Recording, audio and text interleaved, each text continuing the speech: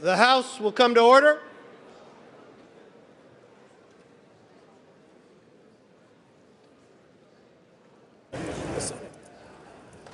Mr. Speaker, the Vice President and the United States Senate.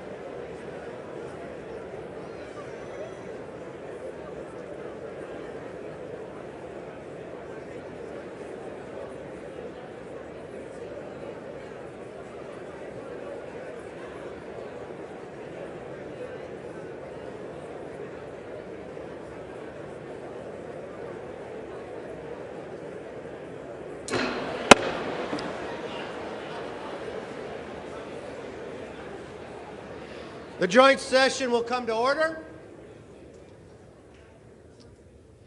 The chair appoints as members of the committee on the part of the House to escort the President of the United States into the chamber: the gentleman from Louisiana, Mr. Scalise; the gentleman from Minnesota, Mr. Emmer; the gentlewoman from New York, Mrs. Stefanik; the gentleman from North Carolina, Mr. Hudson; the gentleman from Alabama, Mr. Palmer; the gentleman from Louisiana, Mr. Johnson; the gentlewoman from Oregon, Mrs. Chavez DeRemer; the gentlewoman from Virginia, Mrs. Kiggins; the gentleman from New York, Mr. Jeffries; the gentlewoman from Massachusetts, Ms. Clark; the gentleman from California, Mr. Aguilar; the gentleman from California, Mr. Liu; the gentlewoman from Washington, Del Bene; the gentleman from South Carolina, Mr. Clyburn; the gentleman from Colorado, Mr. Neguse; and the gentlewoman from California, Mrs. Chu.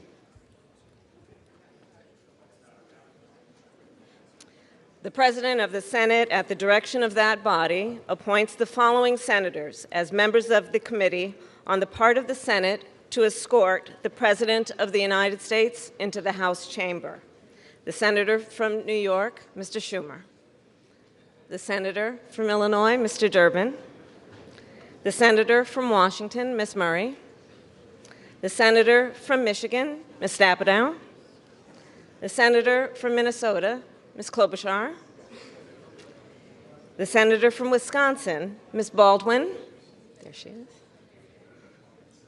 The Senator from Kentucky, Mr. McConnell; the Senator from South Dakota, Mr. Thune; the Senator from Wyoming, Mr. Barrasso; the Senator from West Virginia, Ms. Capito; the Senator from Iowa, Ms. Ernst; the Senator from Montana, Mr. Daines.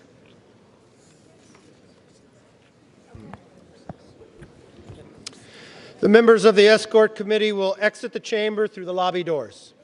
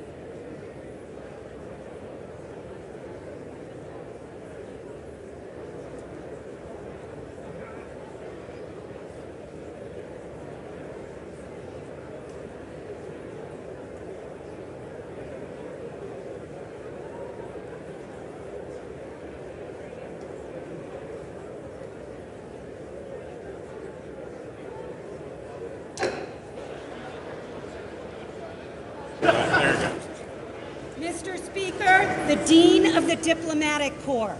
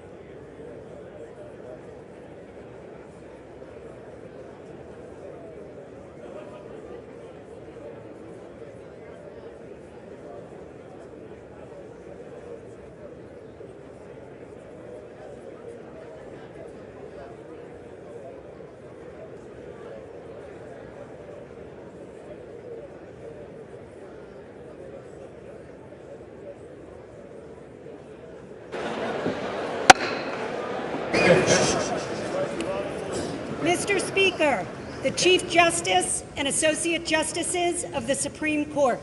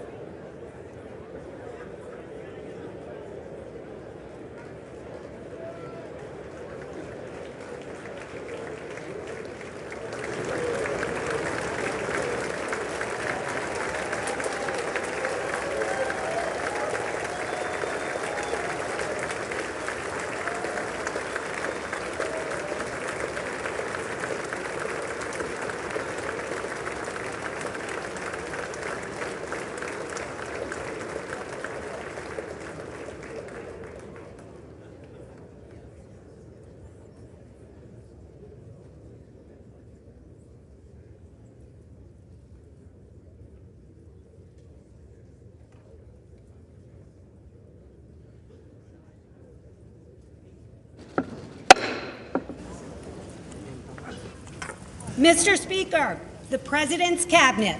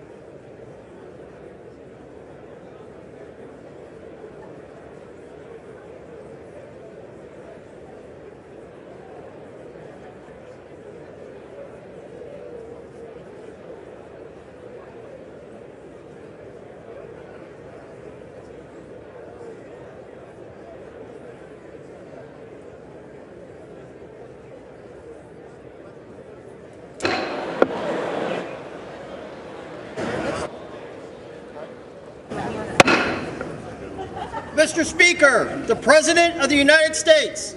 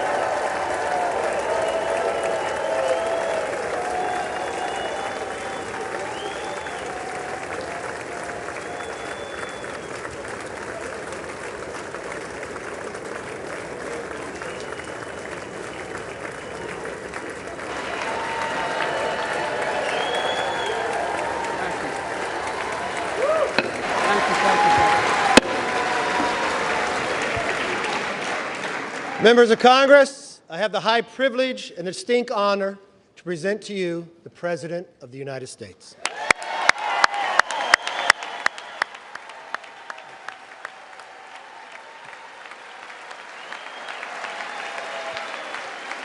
Mr. Speaker.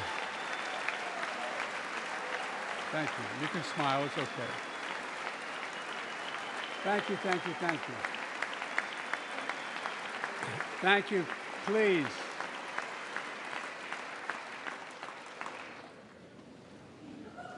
Mr. Speaker, Madam Vice President, our First Lady and Second Gentleman, good to see you guys up there. Members of Congress,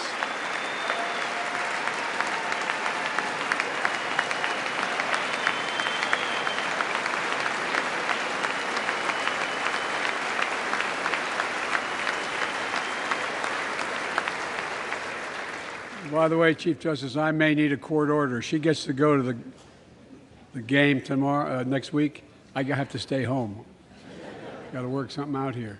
Members of the Cabinet, leaders of our military, Chief Justice, Associate Justice, and retired Justice of the Supreme Court, and to you, my fellow Americans. You know, I start tonight by congratulating the 118th Congress and the new Speaker of the House, Kevin McCarthy.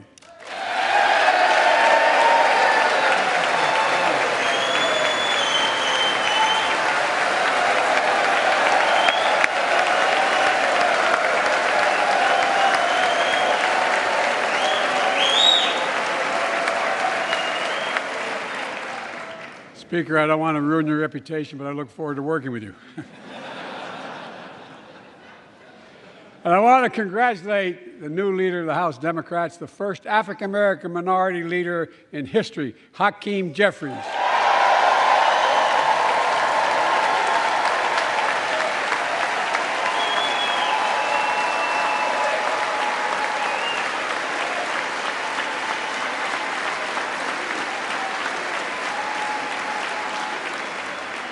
He won in spite of the fact I campaigned for him. Congratulations to the longest-serving leader in the history of the United States Senate, Mitch McConnell. Where are you, Mitch?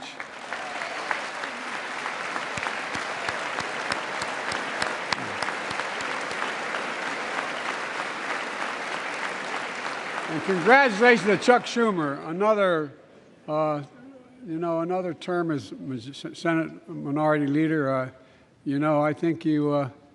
Only this time you have a slightly bigger majority, Mr. Leader. You're the majority leader. About that much bigger? Yeah. Well, I tell you what. I want to give special recognition to someone who I think is going to be considered the greatest speaker in the history of the House of Representatives, Nancy Pelosi.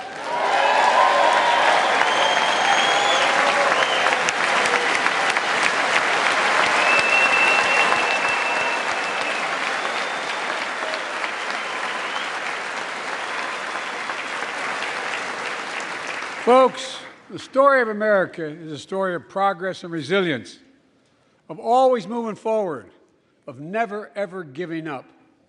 It's a story unique among all nations. We're the only country that has emerged from every crisis we've ever entered stronger than we got into it. Look, folks, that's what we're doing again.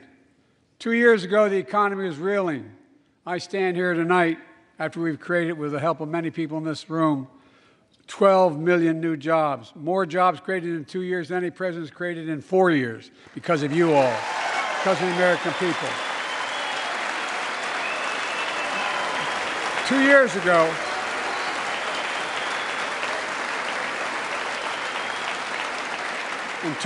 ago, COVID had shut down, our businesses were closed, our schools were robbed of so much, and today, COVID no longer controls our lives. And 2 years ago, democracy faced its greatest threats in civil war, and today, though bruised, our democracy remains unbowed and unbroken.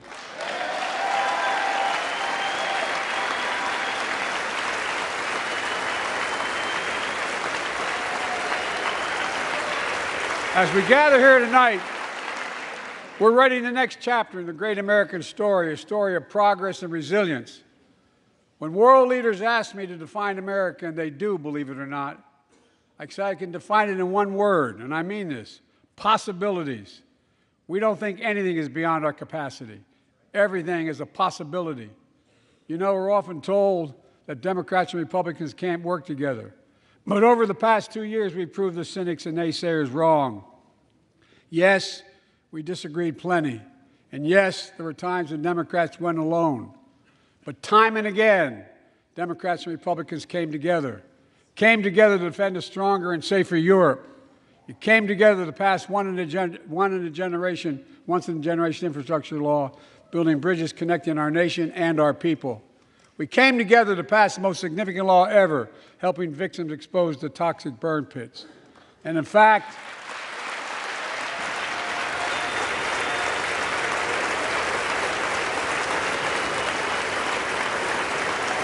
it was important.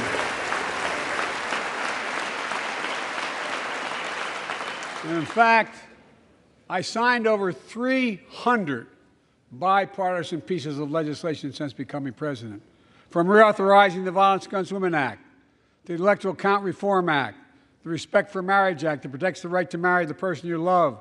And to my Republican friends, if we could work together the last Congress, there's no reason we can't work together and find consensus on important things in this Congress as well. I think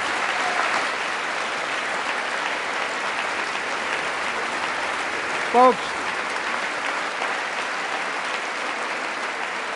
you all are as formed as I am, but I think the people sent us a clear message. Fighting for the sake of fighting, power for the sake of power, conflict for the sake of conflict gets us nowhere. That's always been my vision of our country, and I know it's many of yours. To restore the soul of this nation, to rebuild the backbone of America, America's middle class, and to unite the country. We've been sent here to finish the job, in my view. For decades, the middle class has been hollowed out in more than, and not no one administration, but for a long time. Too many good-paying manufacturing jobs move overseas. Factories closed down. Once thriving cities and towns that many of you represent became shadows of what they used to be. And along the way, something else we lost: pride, our sense of self-worth. I ran for president to fundamentally change things, to make sure our economy works for everyone, so we can all feel that pride in what we do. To build an economy from the bottom up and the middle out, not from the top down. Because when the middle class does well, the poor have a ladder up, and the wealthy still do very well. We all do well.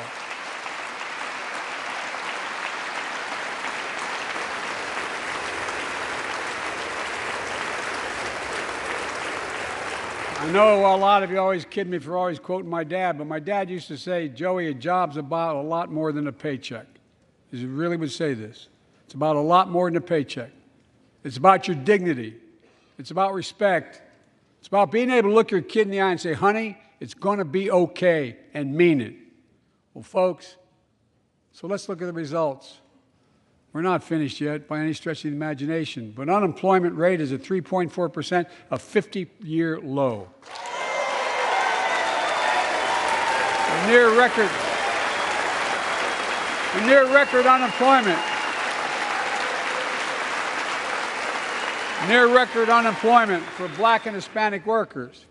We've already created, with your help, 800,000 good-paying manufacturing jobs, the fastest growth in 40 years. And where is it written? Where is it written that America can't lead the world in manufacturing? And I don't know where that's written. For too many decades, we imported projects and exported jobs.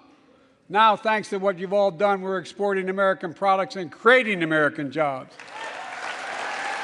Folks,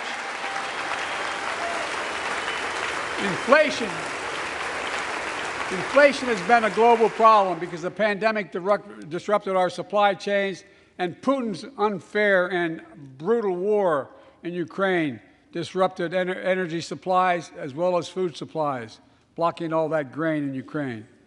But we're better positioned than any country on earth right now. But we have more to do. But here at home, inflation is coming down. Here at home, gas prices are down $1.50 from their peak. Food inflation is coming down, not fast enough, but coming down. Inflation has fallen every month for the last 6 months, while take-home pay has gone up. Additionally, over the last 2 years, a record 10 million Americans applied to start new businesses. 10 million. And by the way, every time someone starts a small business is an act of hope. And Madam Vice President, I want to thank you for leading that effort to ensure that small businesses have access to capital and the historic laws we enacted that are going to just come into being. Standing here last year, I shared with you a story of American genius and possibilities. Semiconductors, small computer chips the size of a fingerprint that power everything, from cell phones to automobiles and so much more. These chips were invented in America. Let's get that straight. They were invented in America. We used to make 40% of the world's chips. In the last several decades, we lost our edge. We're down to only producing 10%. We all saw what happened during the pandemic when chip factories shut down overseas. Today's automobiles need 3,000 chips, each of those automobiles. But American automobiles couldn't make enough cars because there weren't enough chips. Car prices went up, people got laid off, so did everything from refrigerators to cell phones. We can never let that happen again. That's why we came together to pass the Bipartisan Chips and Science Act.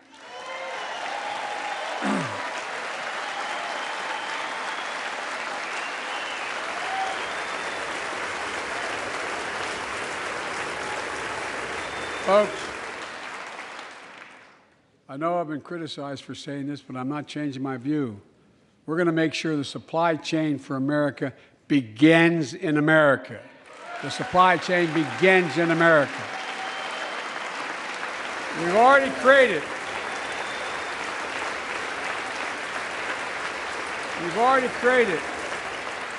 800,000 new manufacturing jobs without this law, before the law kicks in. With this new law, we're going to create hundreds of thousands of new jobs across the country.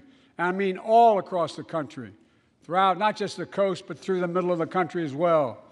That's going to come from companies that have announced more than $300 billion in investment in American manufacturing over the next few years.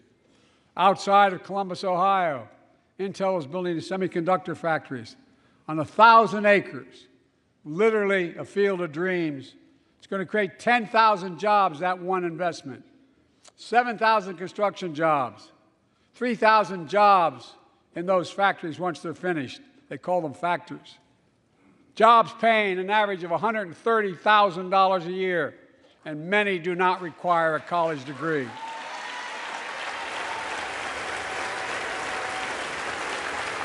Jobs.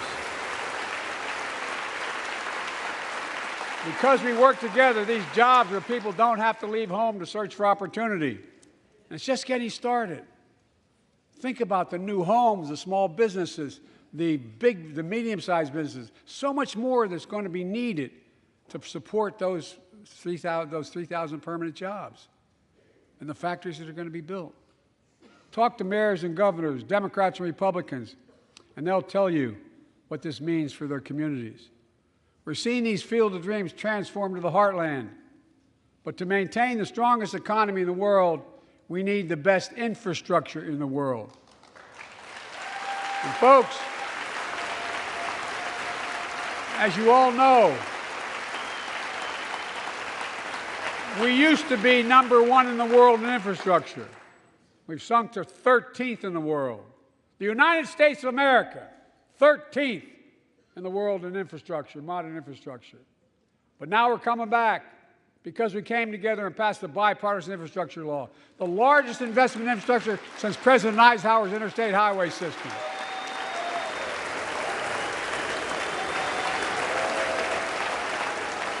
And folks, already we've funded over 20,000 projects, including major airports from Boston to Atlanta to Portland. Projects that are going to put thousands of people to work rebuilding our highways, our bridges, our railroads, our tunnels, ports, airports, clean water, high-speed internet, all across America. Urban, rural, tribal. And folks, we're just getting started. We're just getting started. and I mean this sincerely. I want to thank my Republican friends who voted for the law, and my Republican friends who voted against it as well. But I still get asked to fund the projects in those districts as well. But don't worry. I promised I'd be a president for all Americans. We'll fund these projects. And I'll see you at the groundbreaking. Look, this law will further unite all of America.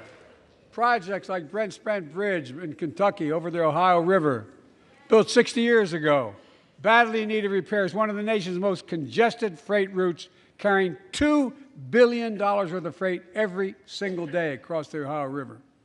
And folks, I've been talking about fixing it for decades, but we're really finally going to get it done. I went there last month with Democrats and Republicans, and from both states, to deliver a commitment of $1.6 billion for this project. And while I was there, I met a young woman named Sarah, who's here tonight. I don't know where Sarah is. Is she up in the box? I don't know. Sarah, how are you? Well, Sarah, for 30 years,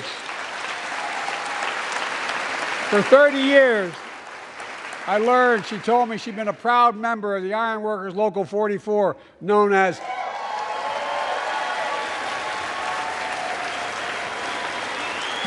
the Cowboys in the Sky. The folks who built Cincinnati's skyline. Sarah said she can't wait to be 10 stories above the Ohio River building that new bridge. God bless her. That's pride. And that's what we're also building. We're building back pride. Look, we're also replacing poisonous lead pipes that go into 10 million homes in America, 400,000 school and child care centers. So every child in America can drink the water instead of having permanent damage to their brain. Look, we're making sure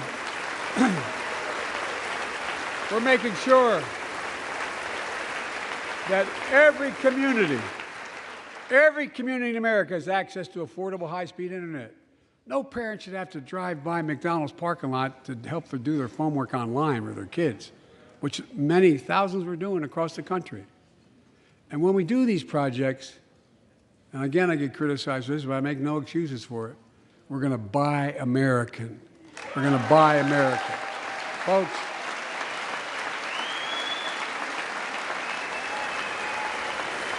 and it's totally consistent with international trade rules. Buy America has been the law since 1933, but for too long, past administrations, Democrat and Republican, have fought to get around it. Not anymore. Tonight, I'm announcing new standards that require all construction materials used in federal infrastructure projects to be made in America. Made in America. I mean it. Lumber, glass, drywall, fiber optic cable. And on my watch, American roads, bridges, and American highways are going to be made with American products as well. Folks, my economic plan is about investing in places and people that have been forgotten. So many of you listen to me tonight. I know you feel it. So many of you felt like you've just simply been forgotten. Amid the economic upheaval of the past 4 decades, too many people have been left behind and treated like they're invisible. Maybe that's you watching from home. Remember the jobs that went away. You remember them, don't you? The folks at home remember them. You wonder whether the path even exists anymore for your children to get ahead without having to move away. Well, that's why I get that. That's why we're building an economy where no one's left behind. Jobs are coming back. Pride is coming back because choices we made in the last several years. You know, this is, in my view, a blue-collar blueprint to rebuild America and make a real difference in your lives at home. For example, too many of you lay in bed at night like my dad did, staring at the ceiling, wondering what in God's name happens if your spouse gets cancer, or your child gets deadly ill, or something happens to you.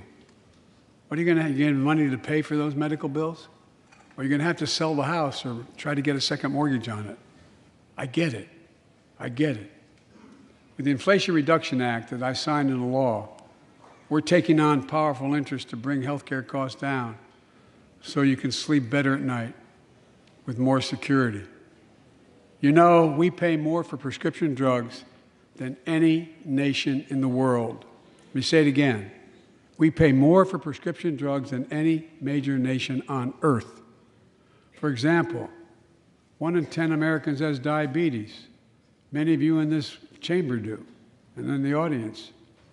But every day, millions need insulin to control their diabetes so they can literally stay alive. Insulin's been around for over 100 years. The guy who invented it didn't even patent it because he wanted it to be available for everyone. It cost the drug companies roughly $10 a vial to make that insulin. Packaging and all, you may get up to $13. But Big Pharma has been unfairly charging people hundreds of dollars, $400 to $500 a month, making record profits. Not anymore. Not anymore.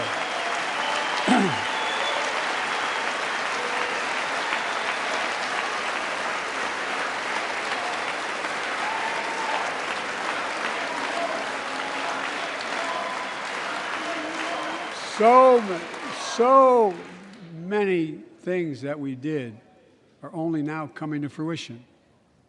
We said we were doing this, and we said we passed the law to do it, but people didn't know because the law didn't take effect until January 1 of this year.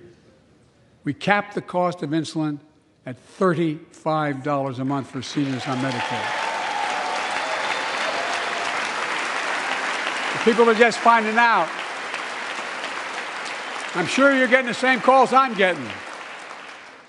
Look, there are millions of other Americans who do not or are not on Medicare, including 200,000 young people with type 1 diabetes who need this insulin to stay alive. Let's finish the job this time. Let's cap the cost of insulin for everybody at $35.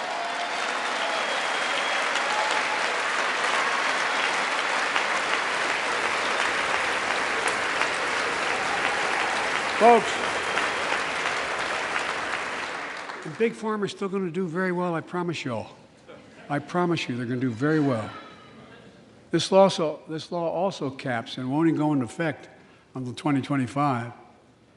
It costs out-of-pocket drug costs for seniors on Medicare at a maximum of $2,000 a year. You don't have to pay more than $2,000 a year, no matter how much your drug costs are. Because you know why? You all know it. Many of you, like many in my family, have cancer. You know the drugs can range from $10,000, $11,000, $14,000, $15,000 for the cancer drugs. And if drug prices rise faster than inflation, drug companies are going to have to pay Medicare back the difference. We're finally giving Medicare the power to negotiate drug prices. Bringing down prescription drug costs doesn't just save seniors money, it cuts the federal deficit by billions of dollars, by hundreds of billions of dollars. Because these prescription drugs are drugs purchased by Medicare to keep their commitment to the seniors. Well, guess what? Instead of paying $400 or $500 a month, you're paying $15. That's a lot of savings for the federal government. And by the way, why wouldn't we want that? Now, some members here are threatening, and I know it's not an official party position, so I'm going to exaggerate, but threatening to repeal the Inflation Reduction Act. As my coach, that's okay, that's fair. As my football coach used to say, lots of luck in your senior year. Make no mistake, if you try anything to raise the cost of prescription jobs, I will veto it. Look,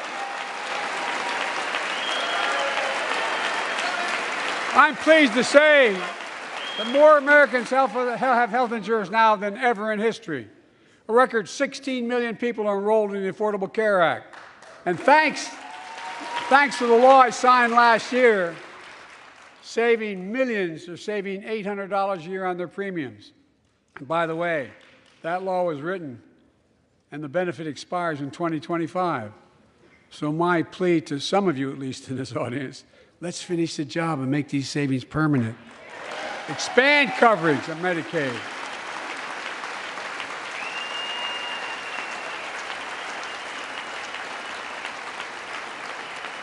Look, the Inflation Reduction Act is also the most significant investment ever in climate change. Ever.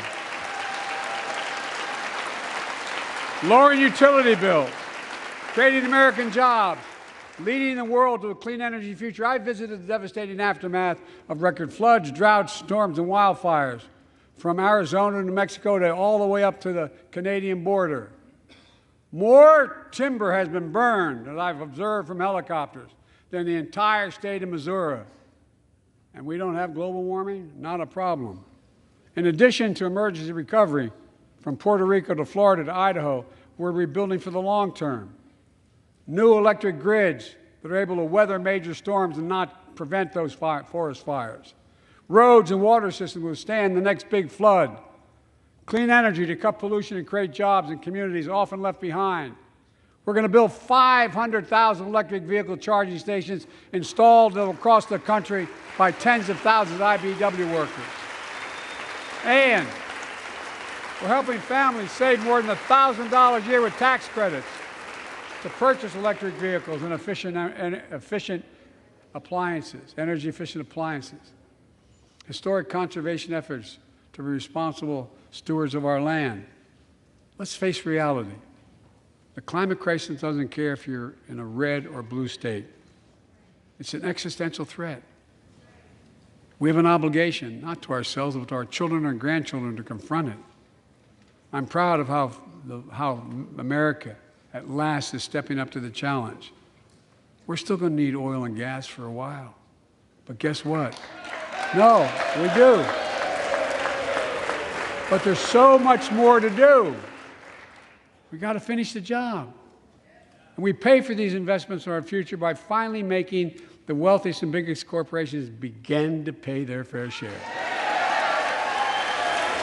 Just begin.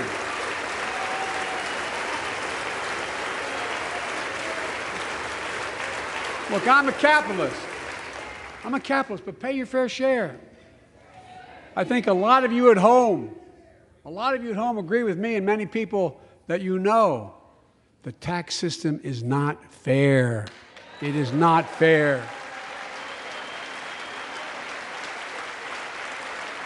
Look, the idea that in 2020, 55 of the largest corporations in America, the Fortune 500, made $40 billion in profits and paid zero in federal taxes? Zero? Folks, it's simply not fair. But now, because of the law I signed, billion-dollar companies have to pay a minimum of 15%. God love them. 15%. That's less than a nurse pays.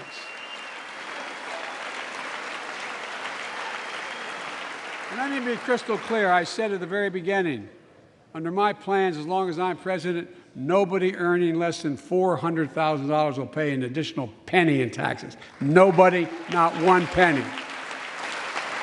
But let's finish the job. There's more to do. We have to reward work, not just wealth. Pass my proposal for the billionaire minimum tax. You know, there's 1,000 billionaires in America. It's up from about 600 in the beginning of the term.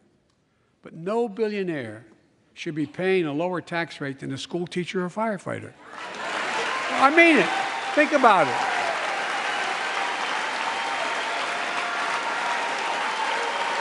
I mean, look.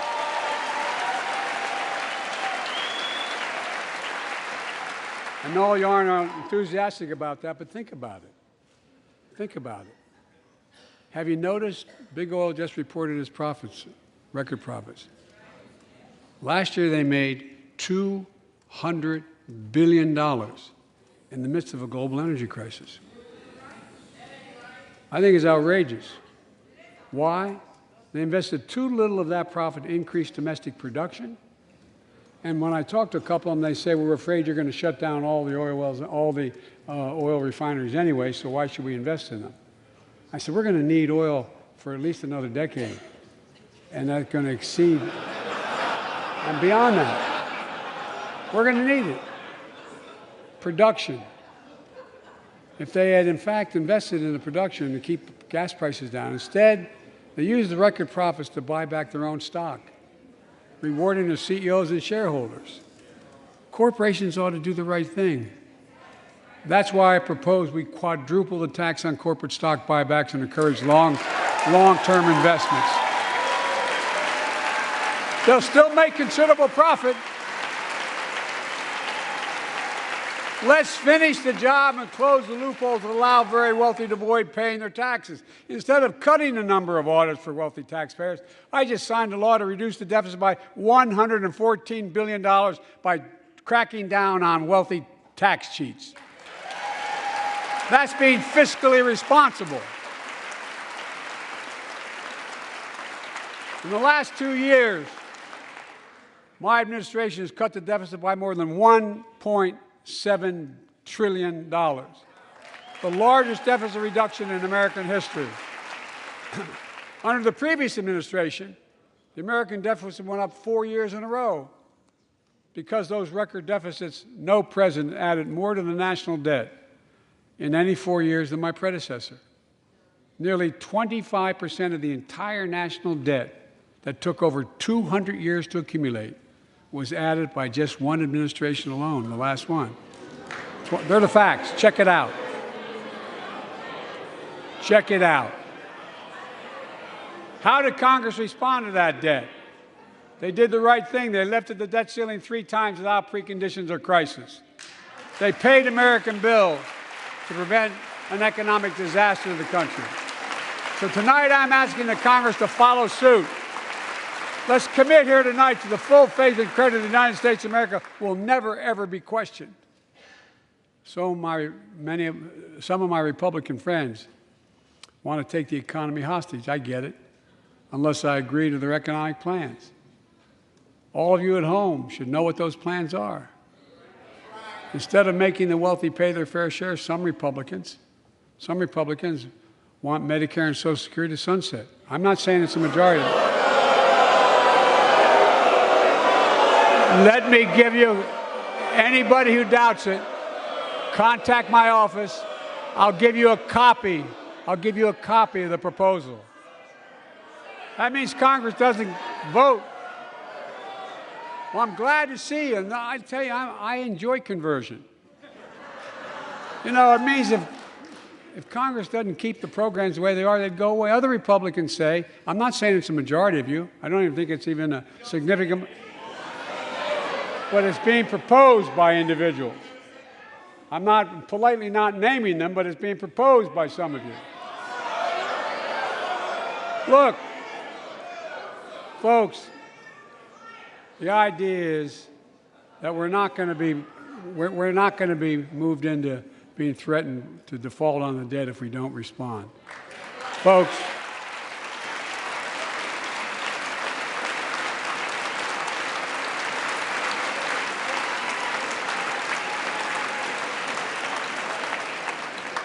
Folks, as we all apparently agree, Social Security and Medicare is off the books now, right? They're not to be started. All right.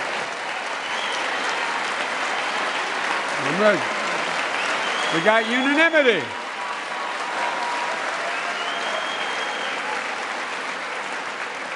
Social Security and Medicare are a lifeline for millions of seniors. Americans have to pay into them from the very first paycheck they started. So tonight, let's all agree, and we apparently are, let's stand up for seniors.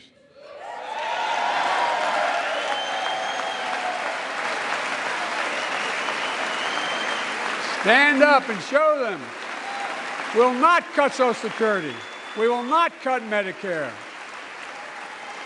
Those benefits belong to the American people. They earned it. And if anyone tries to cut Social Security, which apparently no one's going to do, and if anyone tries to cut Medicare, I'll stop them. I'll veto it. And look, I'm not going to allow them to be taken away. Not today, not tomorrow, not ever. But apparently it's not going to be a problem. Next month, when I offer my fiscal plan, I ask my Republican friends to lay down their plan as well. I really mean it. Let's sit down together and discuss our mutual plans together. Let's do that.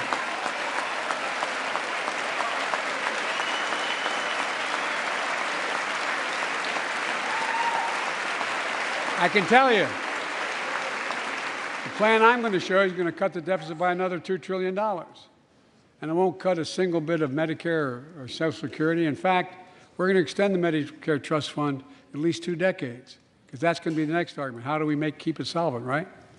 Well, we'll not raise tax on anyone making under 400 grand, but we'll pay for it the way we talked about tonight, by making sure that the wealthy and big corporations pay their fair share. Look. Here's the deal. They aren't just taking advantage of the tax code. They're taking advantage of you, the American consumer. Here's my message to all of you out there. I have your back. We're already preventing Americans from receiving surprise medical bills, stopping $1 billion surprise bills per month so far.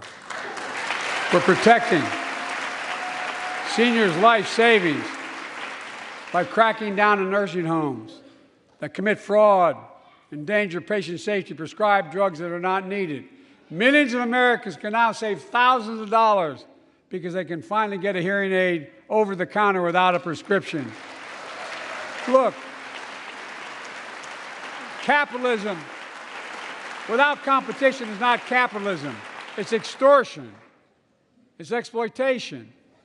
Last year, I cracked down with the help of many of you on foreign shipping companies that were making you pay higher prices for every good coming into the country. I signed a bipartisan bill that cut shipping costs by 90%, helping American farmers, businessmen, and consumers. Let's finish the job. Pass the bipartisan legislation to strengthen antitrust enforcement and prevent big online platforms from giving their own products an unfair advantage.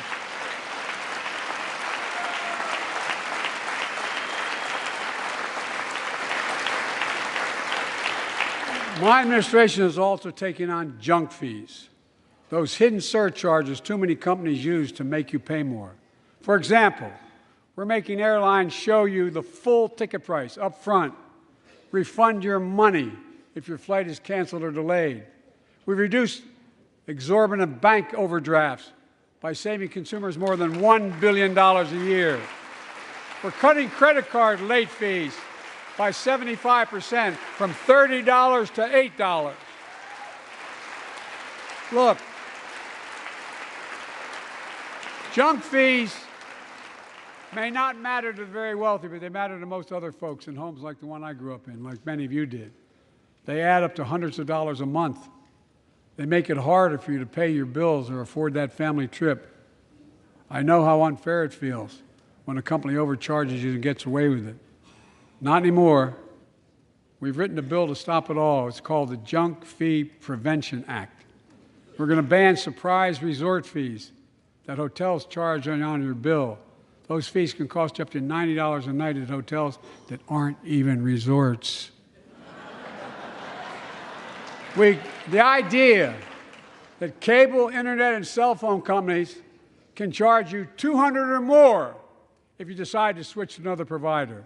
Give me a break. We can stop service fees on tickets to concerts and sporting events and make companies disclose all the fees up front. And we'll prohibit airlines from charging $50 round trip for a family just to be able to sit together.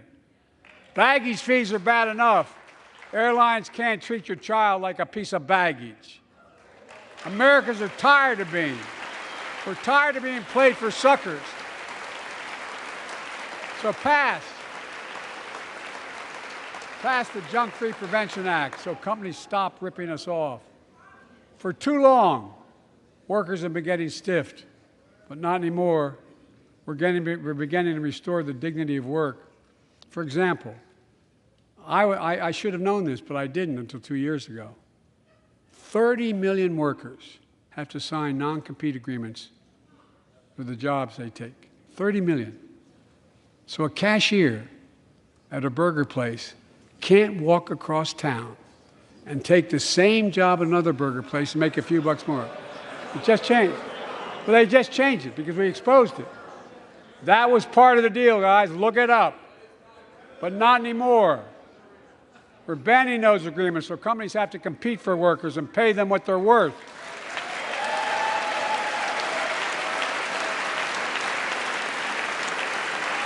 And I must tell you,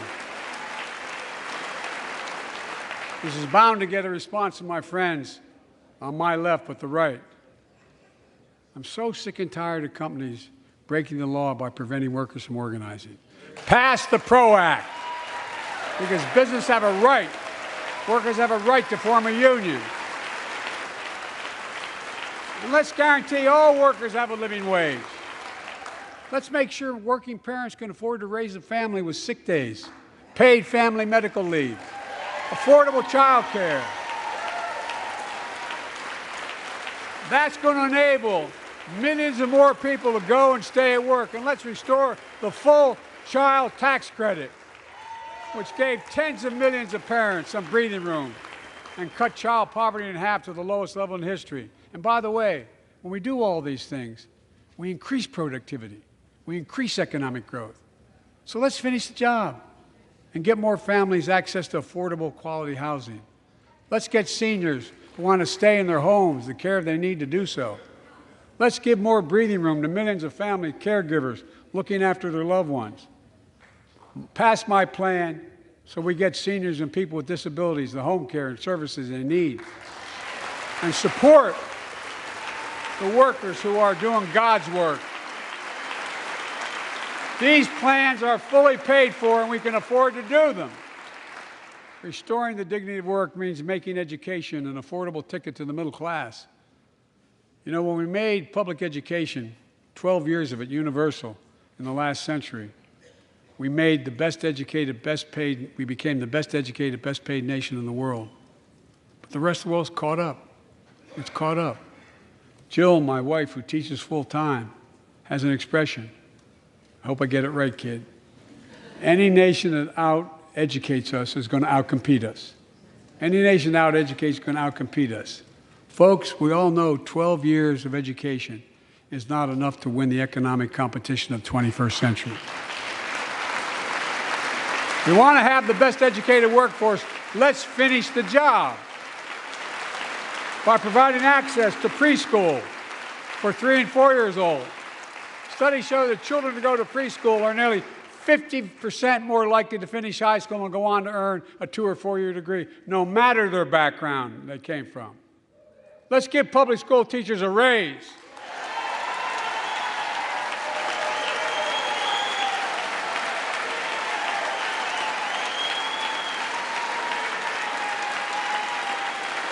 We're making progress by reducing student debt, increasing Pell Grants for working and middle-class families.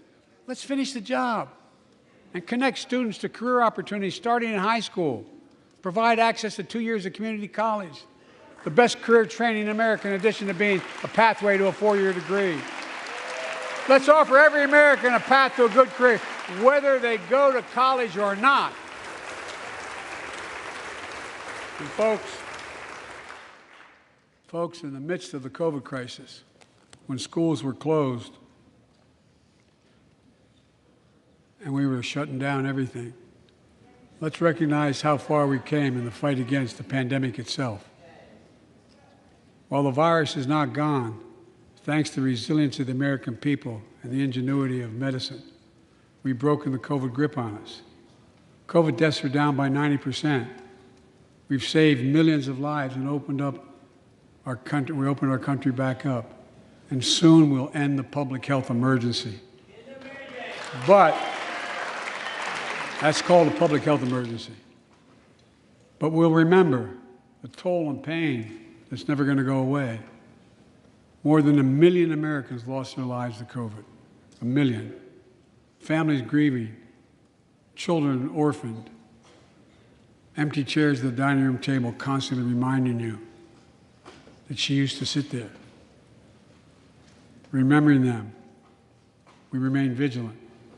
We still need to monitor dozens of variants and support new vaccines and treatments. So Congress needs to fund these efforts and keep America safe. And as we emerge from this crisis stronger, we're also got to double down on prosecuting criminals who stole relief money meant to keep workers and small businesses afloat.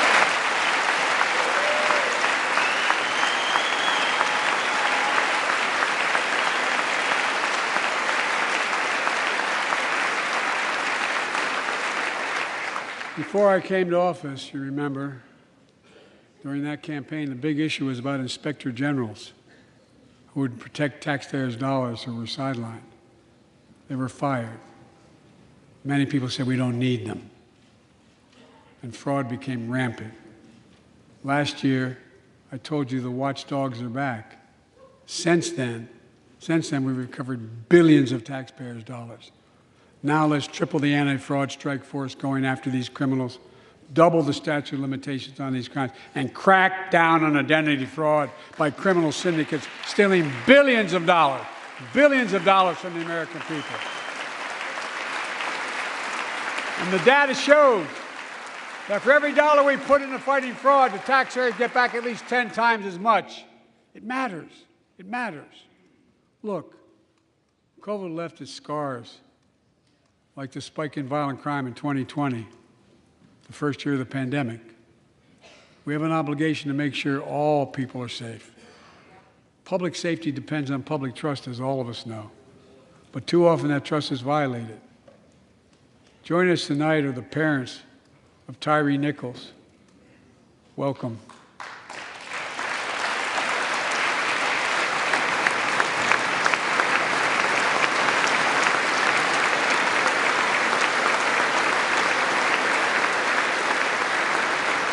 We had to bury Tyre last week.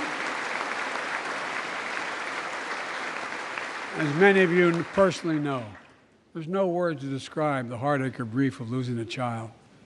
But imagine if you lost that child at the hands of the law. Imagine having to worry whether your son or daughter came home from walking down the street, or playing in the park, or just driving a car.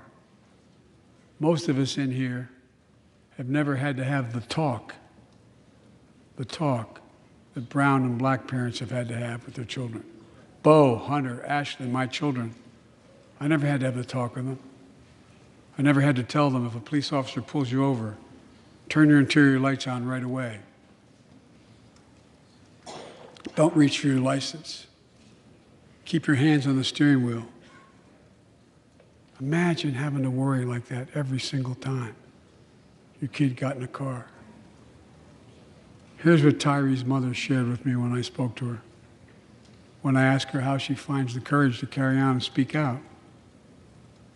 With the faith of God, she said her son was, quote, a beautiful soul, and something good will come of this. Imagine how much courage and character that takes. It's up to us, to all of us. We all want the same thing. Neighborhoods free of violence. Law enforcement who earns the community's trust.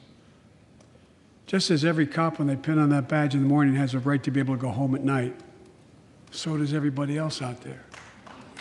Our children have a right to come home safely. Equal protection under the law is a covenant we have with each other in America. We know police officers put their lives on the line every single night and day. And we know we ask them in many cases to do too much, to be counselors, social workers, psychologists, responding to drug overdoses, mental health crises, and so much more. In one sense, we ask much too much of them. I know most cops and their families are good, decent, honorable people, the vast majority. But they risk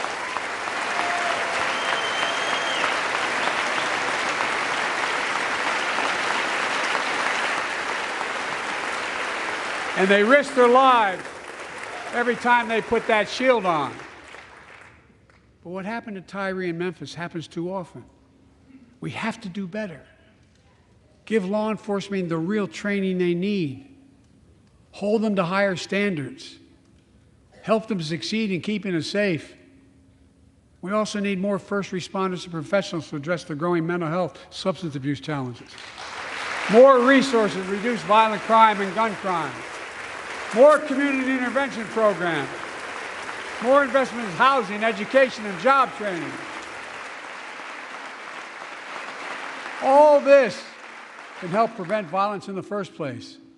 And when police officers or police departments violate the public trust, they must be held accountable. With the support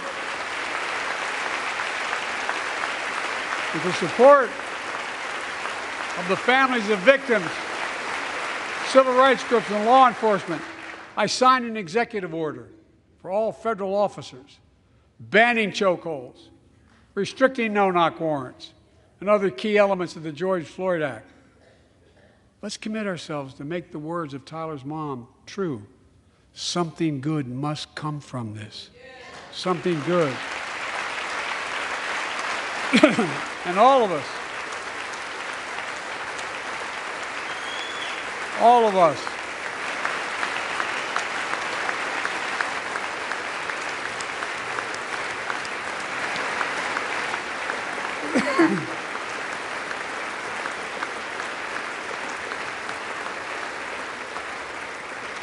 folks, it's difficult, but it's simple. All of us in this chamber, we need to rise to this moment. We can't turn away. Let's do what we know in our hearts that we need to do. Let's come together to finish the job on police reform. Do something. Do something. That was the plea of parents who lost their children in Uvalde. I met with every one of them. Do something about gun violence. Thank God. Thank God we did. Passing the most sweeping gun safety law in 3 decades. That includes things like that the majority of responsible gun owners already support. Enhanced background checks for 18 to 21 years old. Red flag laws, keeping guns out of the hands of people who are a danger to themselves and others. But we know our work is not done. Joining us tonight is Brandon Say, a 26-year-old hero. Brandon put his college dreams on hold to be at his mom's side. His mom's side when she was dying from cancer. And Brandon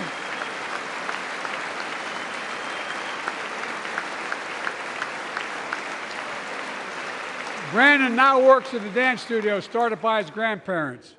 And 2 weeks ago, during the Lunar New Year celebrations, he heard the studio door close, and he saw a man standing there pointing a semi-automatic pistol at him.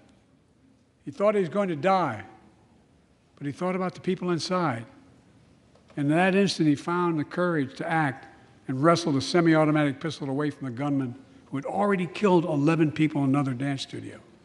11. He saved lives. It's time we do the same. Ban assault weapons now. Ban them now. Once and for all.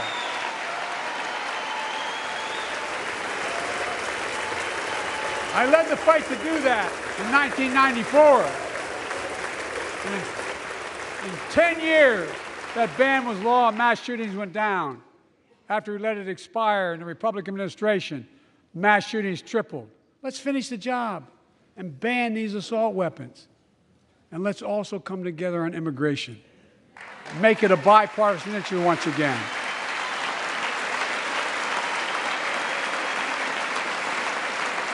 We now have a record number of personnel working to secure the border, arresting 8,000 human smugglers, seizing over 23,000 pounds of fentanyl in just the last several months. We've launched a new border plan last month.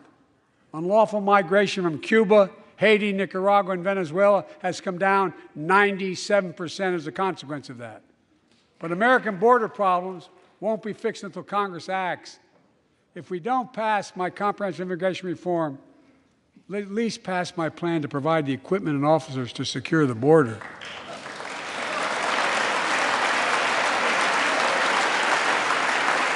And a pathway to citizenship for dreamers, those on temporary status, farm workers, essential workers. Here in the People's House, it's our duty to protect all the people's rights and freedoms.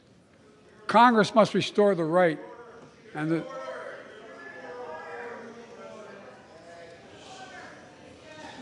Congress must restore the right that was taken away in Roe v. Wade and protect Roe v. Wade.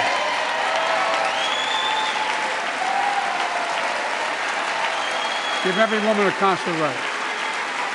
The Vice President and I are doing everything to protect access to reproductive health care and safeguard patient safety. But already more than a dozen states are enforcing extreme abortion bans. Make no mistake about it.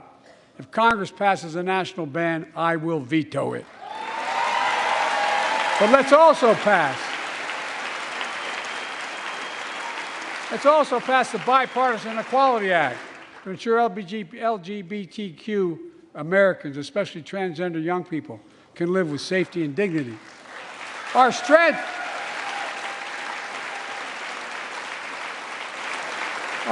is not just the example of our power, but the power of our example. Let's remember the world's watching. I spoke in this chamber 1 year ago, just days after Vladimir Putin unleashed his brutal attack against Ukraine. A murderous assault, evoking images of death and destruction Europe suffered in World War II. Putin's invasion has been a test for the ages, a test for America, a test for the world. Would we stand for the most basic of principles? Would we stand for sovereignty? Would we stand for the right of people to live free of tyranny? Would we stand for the defense of democracy? For such defense matters to us because it keeps peace and prevents open season on would-be aggressors and threatens our prosperity. 1 year later, we know the answer. Yes, we would, and we did. We did. And together, we did what America always does at our best. We led. We united NATO. We built a global coalition. We stood against Putin's aggression. We stood with the Ukrainian people. Tonight, we're once again joined by Ukraine's ambassador to the United States. She represents not just her nation, but the courage of her people. Our ambassador is here, we're united in our support of your country. Will you stand so we can all take a look at you? Thank you.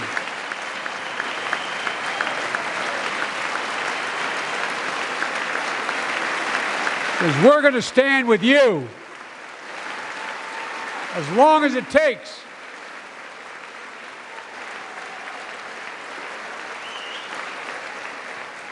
Our nation is working for more freedom, more dignity, more peace, not just in Europe, but everywhere. Before I came to office, the story was about how the People's Republic of China was increasing its power, and America was failing in the world. Not anymore. We made clear, and I made clear in my personal conversations, which have been many, with President Xi, that we seek competition, not conflict. But I will make no apologies that we're investing to make America stronger. Investing in American innovation and industries that will define the future that China intends to be dominating. Investing in our alliances and working with our allies to protect advanced technologies so they will not be used against us. Modernizing our military to safeguard stability and deter aggression. Today, we're in the strongest position in decades to compete with China or anyone else in the world. Anyone else in the world. And I'm committed.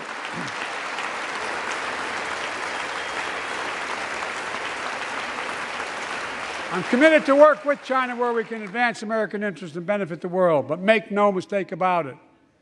As we made clear last week, if China threatens our sovereignty, we will act to protect our country, and we did.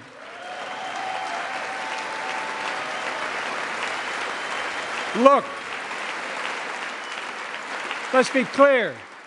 Winning the competition should unite all of us. We face serious challenges across the world. But in the past 2 years, democracies have become stronger, not weaker.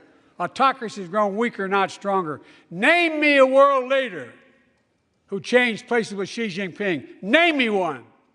Name me one. America's rallying the world to meet those challenges, from climate to global health, to food insecurity, to terrorism, to territorial aggression. Allies are stepping up, spending more and doing more. Look, the bridges we're forming between partners in the Pacific and those in the Atlantic, and those who bet against America are learning how wrong they are. It's never, ever been a good bet to bet against America. Never.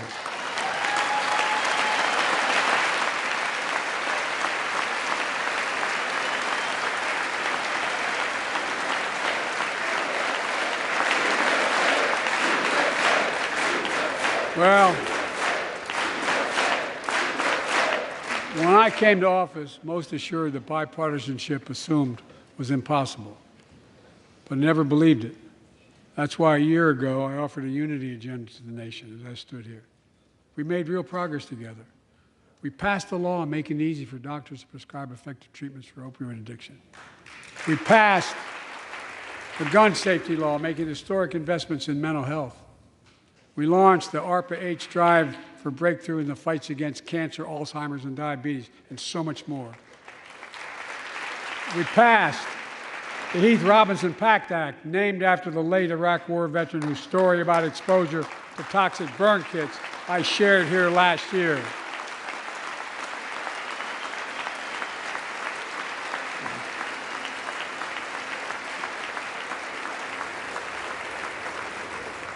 I understand something about those burn pits, but there's so much more to do. We can do it together. Joining us tonight is a father named Doug from Newton, New Hampshire. He wrote Jill, my wife, a letter, and me as well, about his courageous daughter, Courtney. A contagious laugh, his sister's best friend, her sister's best friend. He shared a story all too familiar to millions of Americans and many of you in the audience. Courtney discovered pills in high school.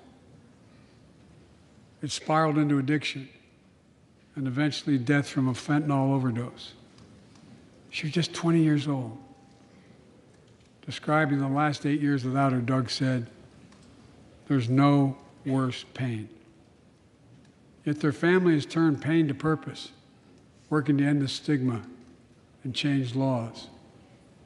He told us he wants to start a journey toward American recovery. Doug, we're with you. Fentanyl is killing more than 70,000 Americans a year. Big, you got it.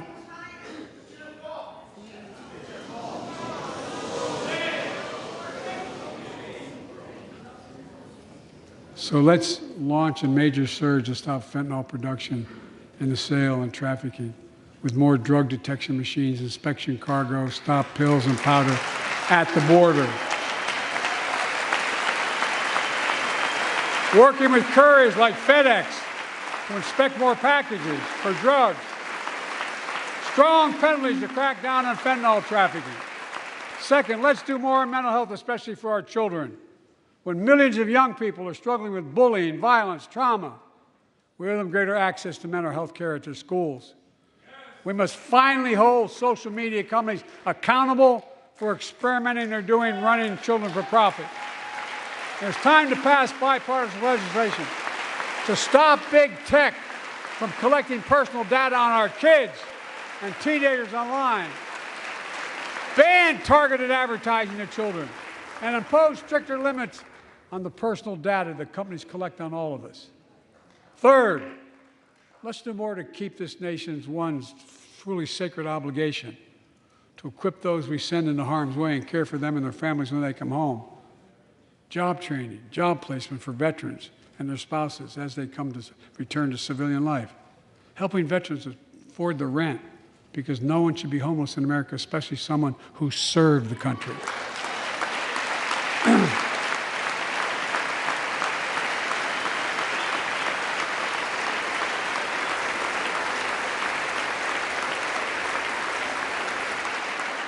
Dennis McDonough is here of the VA. We had a first real discussion when I asked him to take the job. I'm glad he did. We were losing up to 25 veterans a day on suicide. Now we're losing 17 a day to the silent scourge of suicide. 17 veterans a day are committing suicide. More than all the people being killed in the wars. Folks, VA is doing everything it can, including expanding mental health screening, proven programs that recruits veterans to help other veterans understand what they're going through, get them the help they need. We got to do more. And fourth, last year, Jill and I reignited the cancer moonshot that I was able to start with President Obama asked me to lead our administration on this issue. Our goal is to cut the cancer death rates at least by 50% in the next 25 years. Turn more cancers from death sentences to treatable diseases. Provide more support for patients and their families. It's personal to so many of us in this audience. Joining us are Morris and Candice, an Irishman and the daughter of immigrants from Panama. They met and fell in love in New York City and got married in the same chapel Jill and I got married in New York City. Kindred spirits. He wrote us a letter about his little daughter, Ava, and I saw her just before I came over. She was just a year old when she was diagnosed with rare kidney disease, cancer. After 26 blood transfusions, 11 rounds of radiation, 8 rounds of chemo, 1 kidney removed, given a 5% survival rate. He wrote how in the darkest moments he thought, if she goes, I can't stay. Many of you have been through that as well. Jill and I understand that like so many of you. And he read Jill's book describing our family's cancer journey and how we tried to steal moments of joy where we could with Bo. For them, that glimmer of joy was the half smile of their baby girl. It meant everything to them. They never gave up hope. Little Ava never gave up hope. She turns 4 next month. They just found out Ava's beating the odds, is on her way to being cured of cancer. And she's watching from the White House tonight if she's not asleep already. For the lives we can save.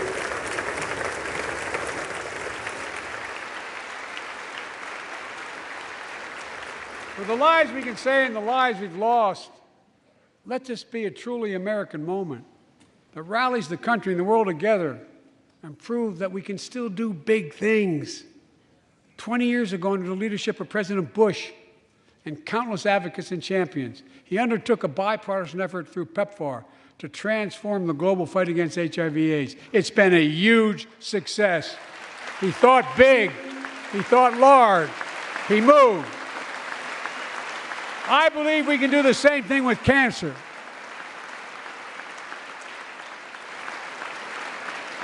Let's end cancer as we know it. Cure some cancers once and for all. Folks, there's one reason why we've been able to do all of these things. Our democracy itself. It's the most fundamental thing of all.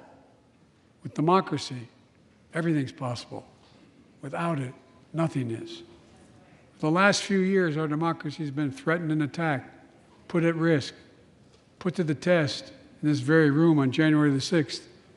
And then just a few months ago, an unhinged big lie, assailant unleashed a political violence, the home of the then Speaker of the House of Representatives, using the very same language the insurrectionists used as they stalked these halls and chanted on January 6th. Here tonight in this chamber is a man who bears the scars of that brutal attack, but is as tough and as strong and as resilient as they get. My friend Paul Pelosi. Paul, stand up.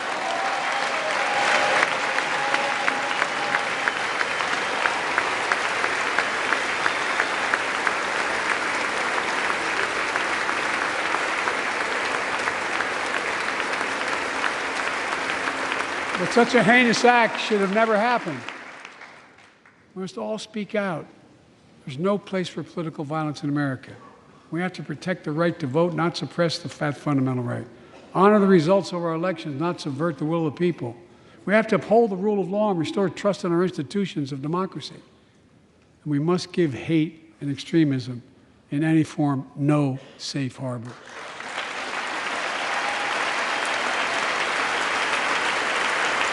Democracy must not be a partisan issue. It's an American issue. Every generation of Americans has faced a moment where they have been called to protect our democracy, defend it, stand up for it. And this is our moment. My fellow Americans, we meet tonight at an inflection point, one of those moments that only a few generations ever face, where the direction we now take is going to decide the course of this nation for decades to come. We're not bystanders of history. We're not powerless before the forces that confront us. It's within our power of we, the people. We're facing the test of our time. We have to be the nation we've always been at our best, optimistic, hopeful, forward-looking. A nation that embraces light over dark, hope over fear, unity over division, stability over chaos. We have to see each other not as enemies, but as fellow Americans. We're good people. The only nation in the world built on an idea, the only one.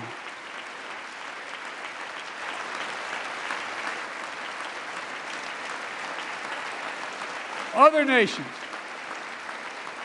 are defined by geography, ethnicity, but we're the only nation based on an idea that all of us, every one of us, is created equal in the image of God. A nation that stands as a beacon to the world. A nation in a new age of possibilities. So I've come to fulfill my constitutional obligation to report in the State of the Union. And here's my report. Because the soul of this nation is strong, because the backbone of this nation is strong, because the people of this nation are strong, the State of the Union is strong.